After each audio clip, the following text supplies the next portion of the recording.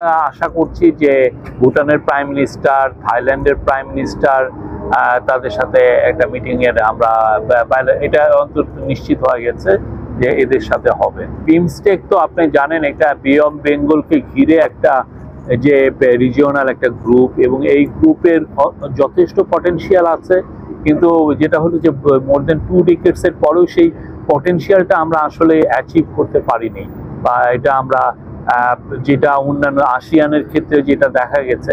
তো প্রফেসর ইউনূস এটা লিডারশিপটা অ্যাজিউম করার পরেই উনি আরো এটার উপরে আরো জোরদার দিবেন।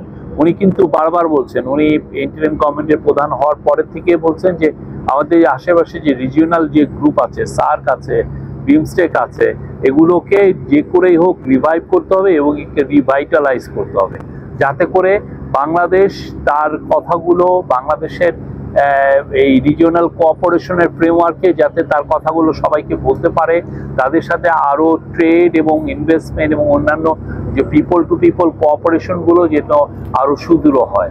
তো এই জায়গায় প্রফেসর ইউনূস খুবই সুস্পষ্ট ওনার একটা পলিসি আছে এখানে, বিগিনিং অফ কনভারসেশন ইউএস এর তরফ থেকে।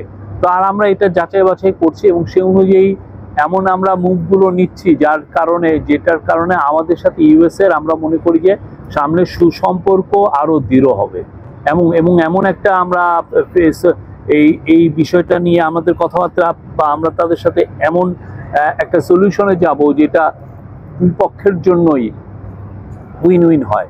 ইউএস এর জন্য উইন উইন হয়, আমাদের জন্য উইন উইন হয়। We are studying it since it is negotiable.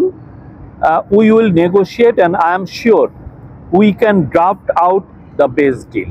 তো এটা আরো সামনে একটা ফ্রেমওয়ার্ক দাঁড়াবে, তারপরে আমরা এটাদের সাথে কথা বলবো। বাট আমরা we are in touch with the US authorities.